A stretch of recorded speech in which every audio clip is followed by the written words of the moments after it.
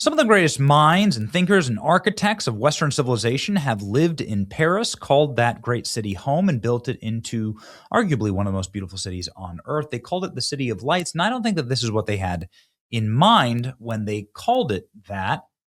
A dustbin fire burning underneath a destroyed vehicle set ablaze by North African migrant mobs as black smoke encompasses the Eiffel Tower. No, I don't think this is the civilization that they were trying to build. I don't think this is what they envisioned. The Eiffel Tower ensconced in smoke, with the refuse of the world underneath it setting it ablaze. Migrants whose ancestors share nothing with the greater civilizations that built Paris and created it, and so they feel entitled to just destroy it, right? And you see that all throughout Europe. You see scenes like this.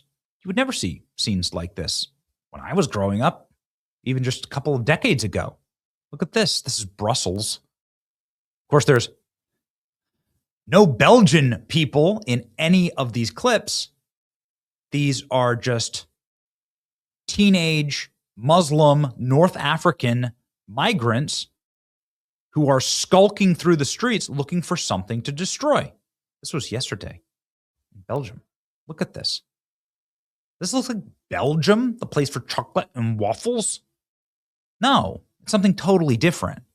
It looks like a failed third world state, and that's because they've brought in infinity failed third worlders, and that's what you get in populations that don't assimilate, which they don't because they don't have the same foundation.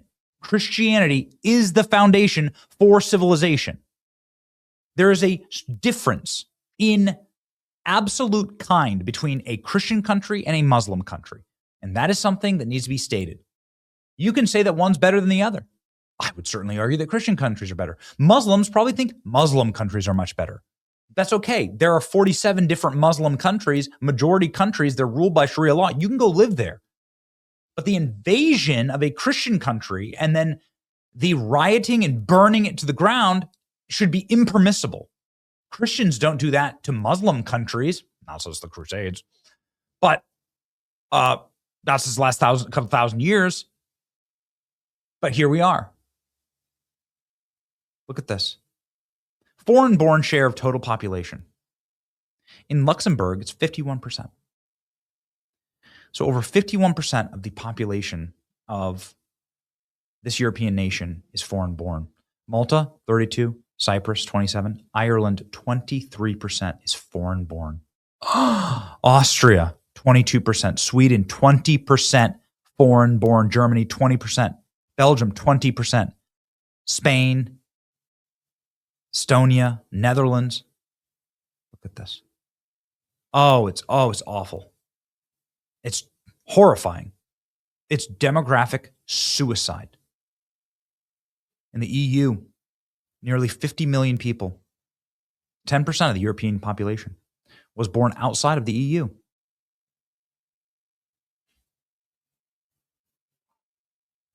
It is cripplingly sad. 14%, roughly 64 million people,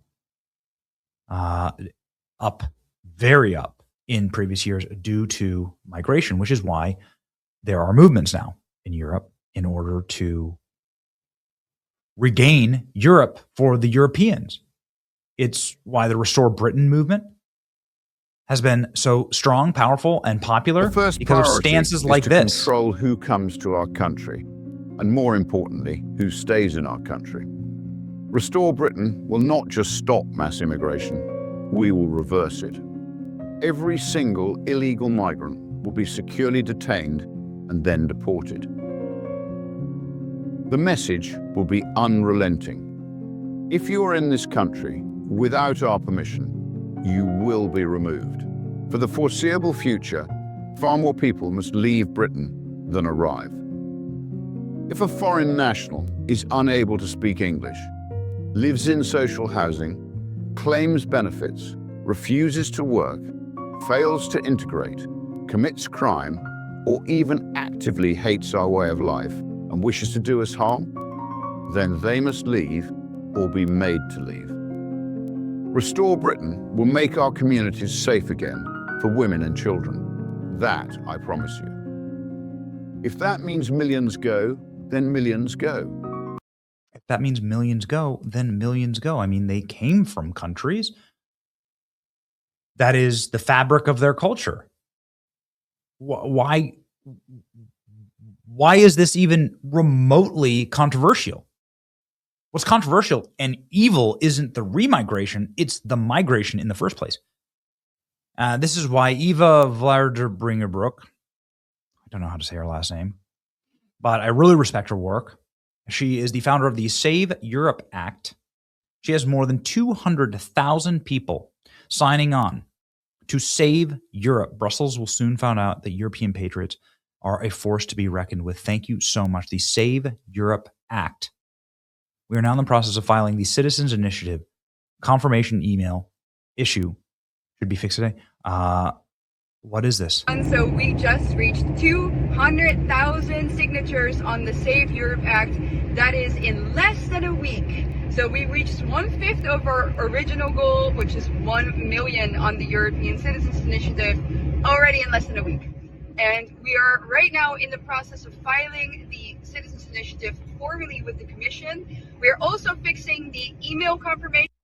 Ladies and gentlemen, what is the Save Europe Act? Hey everyone, so they did it. What is it? A mandate for a sovereign, free, and safe Europe. The Save Europe Act is the first patriotic European citizens initiative. Let's go ahead and go to their webpage. A mandate for a sovereign, free, and safe Europe. This is European Citizens Initiative. We demand the political elite halt replacement migration, secure our borders, protect the ethno-cultural identity of European nation, help us reach 1 million signatures, and force Brussels to take action. A demand to the elites. We, the people of Europe, are motivated by our nation's descendants and shared civilization to turn the European Commission, recognizing the native peoples of Europe, comprising the ethnic, cultural, and linguistic communities of the member states and possessing inalienable rights to preserve their collective identity, heritage, and way of life as rooted in principles of national sovereignty and self-determination. Look at that, 237,000 signatures.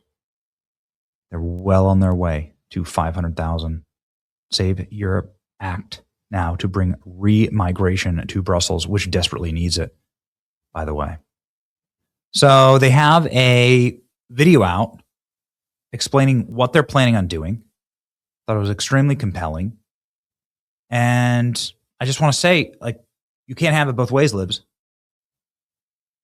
You can't have it both ways where you scream and rage about the protection of Black culture or Native American culture.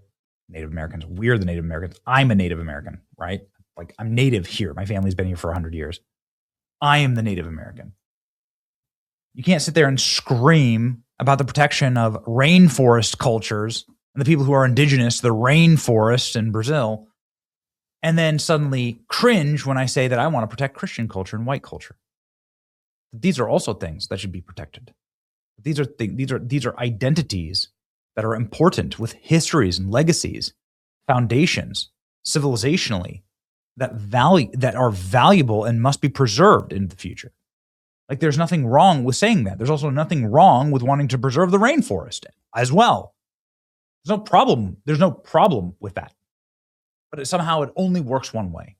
In fact, if the opposite is true, they want the destruction of Western civilization. We mustn't allow it to happen. And here's how, ladies and gentlemen.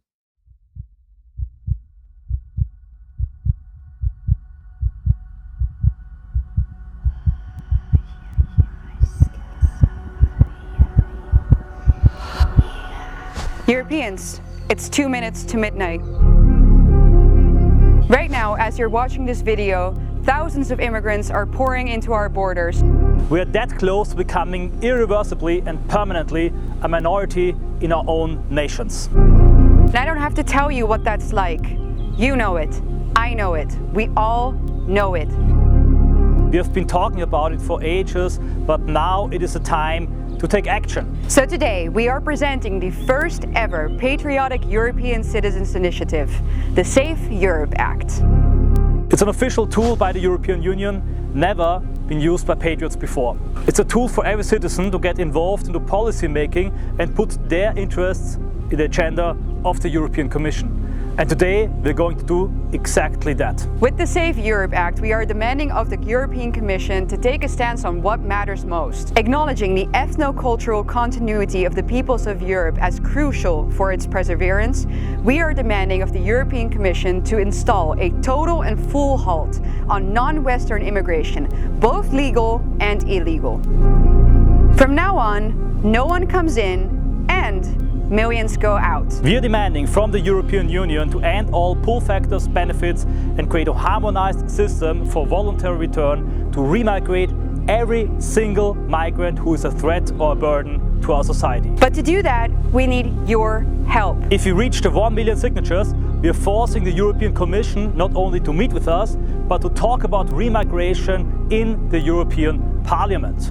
Now, we're not naive. We know that the European Union doesn't care about the future of the peoples of Europe, but we are not asking for permission. We just act and create a political crisis for the European elites. We will let the right-wing parties do the fighting from the inside, and what we are trying to do is unite and move the force of millions of European patriots towards the institutions and put pressure on them from the outside. By hitting the 1 million signature threshold, we will legitimize our movement and we will force them to take a stance. They want you silenced, we want you to be heard. The first step in our plan is the kick-off phase. We are looking for 100,000 early signers, ambassadors and an avant-garde for the whole campaign to get the other 900,000 patriots to sign and to legitimize our demand for remigration. Don't sit back and watch Europe get destroyed.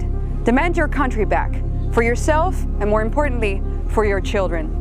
Join the most important political campaign of 2026. Sign the Save Europe Act and join our movement.